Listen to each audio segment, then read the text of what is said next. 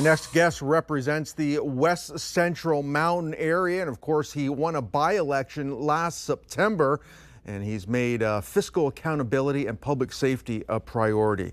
Joining us now, City Councillor representing Ward 8, it's Rob Cooper. Rob, hello and welcome to Cable 14. Nice to have you in here finally. It's a pleasure to be here. You've been in this role now. You won the by-election, as we talked about, so it's just coming up to about a year, give or take. But during that time when you were knocking on doors for the by-election, what were some of the things you kind of kept hearing consistently from your constituents? Well, you know, taxes were at the forefront. I mean, I've heard that consistently where people are just like, can't afford these tax increases, which now sit about 23%. Yeah. Record for Hamilton. People are just like, well, I'm a fixed income, I can't afford it, you know? Yeah. Violent crime was a big deal because there's a lady who shot dead on Upper James. In some of the neighborhoods, there have been shootings. People were afraid to let their kids outside of their homes. They're afraid to go out. There's bullet holes in houses.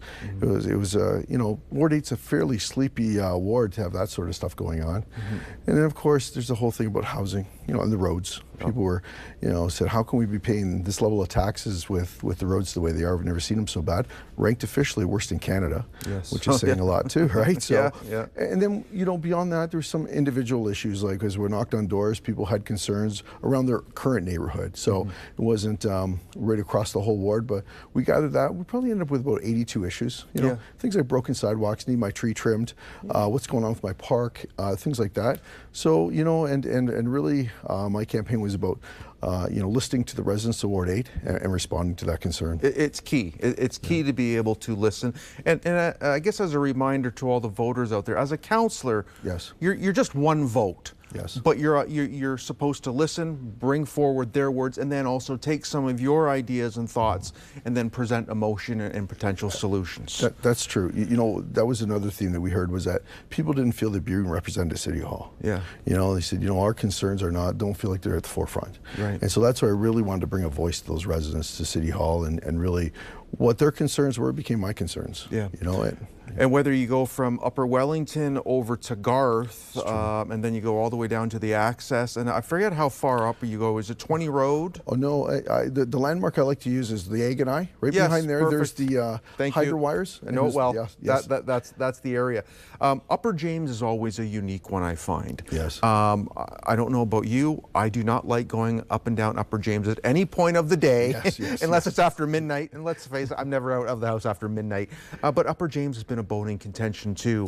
Just how busy it is, and safety, right? Well, safety, and there's it boils up to congestion. We've never seen congestion like we have in Hamilton now. People say it takes a half an hour longer to get to wherever they're going, and you know, that's a half an hour away from your family. That's CO2 up in the air. And so Upper James has been one that's really locked people down. You go down there in rush hour. It takes a long time to get down there. But then you start looking at Upper James, Rymal. I start going around the ward. Congestion was a real big issue. And so, you know, yes, safety is a real concern, but in a lot of these cases, the cars aren't moving that quickly. I tell people I could walk down the bike lane on Stone Church between Wellington and Upper James faster than I could drive my car. and that's the empty bike lane, by the way. Well, yes, there's a lot of those empty bike lanes. Maybe we should also make them, put a little slash down, make them walking and or biking lanes, right? You also have some unique builds happening. You just had what happened along Upper Wellington, 500 Upper Wellington's being built. I know Valerie has a new area there at Stone Church and Upper Wellington that's going to be built up. So again, we in every ward we keep trying to put more and more people in. That's right. And you know, it's going to start bursting at the seams, I think, at some point. And that's one of the real challenges, is that the ability to get around the ward. I personally don't think we have a plan that suits with the building that we're doing in the ward. And when I ask about it, he said, well, we haven't updated it. It's about 5 years old or so.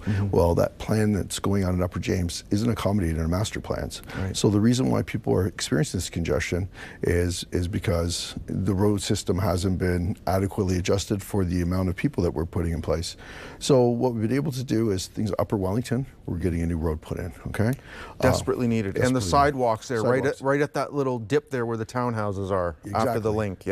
So we're going to be putting sidewalks up there as well. Same with West 5th, another place where you get up and there's no roads. Very important. No bus service. You know, you're actually walking, or sorry, no sidewalks. You're actually walking on the road, right? Going back to 1494 Upper Wellington, that was a really contentious contentious area in the ward. They're talking about two 20-story towers and what was essentially residential living, and the whole neighborhood was upset. That was one of the individual issues I heard. And we've been able to work, Valerie, around the idea of putting 3 6s in there. Yep. And so I want to recognize Ted for that, because we were able to have some great conversations, and I think it's more conducive to the neighborhood. I believe, when you're talking infill, you look at Europe, 6 stories is usually what works, right? Yep. And putting two 20-story towers in the middle of a residential neighborhood, some people would never see the sun again. Ward 8, a lot of hardworking people, demographics, between that 35-50. You got your seniors. You also have some senior long-term care facilities in your ward. That's right. That's right. There's going to be on Fennel, an entire senior complex going there by Schlegel. That's it's going to look beautiful. Also taking the historic building there, and Indowell's going to turn that into housing as well. Mohawk College is going to be part of that. So that's an underutilized piece of real estate that we've really been able to breathe some really nice life into. When you look at even across the street, Arkmar. Arkmar is something I've driven by for 22 years and never had access to it. I finally, as a councillor, got access, and I discovered there's a beautiful park there. Yeah. So our intention is this summer to open up that park. Yeah. Open it up to the public. That whole Arkmar property is remarkable, and to your point, it just kind of pushed, and it's all hidden so no one sees. We talk about it all the time, but no one's doing anything about it. Well, there are a group called the Friends of Arkmar. Yes, there are. Passionate. They fought for it. They saved it. Okay. Yes, if it wasn't for Diane Dent and that group, it probably would be gone by now. And so, want to really honor that legacy, and we're looking to do something with that. Was one of my commitments when I came in and met with that group, was to say, can we find people that are interested in doing something with Arkmar? It has the ability to be a crown jewel. Okay, and I honor them for keeping it around as long as we have. So let's do something with it. Let's do something where the public can have access to it. And then, of course, kitty corner to that, you have Mohawk College, which has grown by leaps and bounds. Paul Armstrong now leading the ship there. That's right. We know community colleges across the board are facing some issues too. But here's Mohawk, we have to support our local guys too. Well, one of the things I'd really like to see there, we have a Metrolink station, and we don't have GO service. Now, when I was at McMaster University, we brought GO service in. It took a lot of cars out of the lot. It ended up returning some parking lots to Coots Paradise in terms of that whole environmental wetland. And when I look at Mohawk College, we've got a lot of cars parking in the Buchanan neighborhood. By bringing the GO bus there, we could really have a big impact. A lot of students want to take the GO bus. They do. And it's just a little further to come, so. It's one step after another. Rob, our time is wrapped up. Thank but you. listen, thank you so much for making your way down here to our Cable 14 studios for the first time. Hopefully it's the first of many visits, okay? Thank you. Next.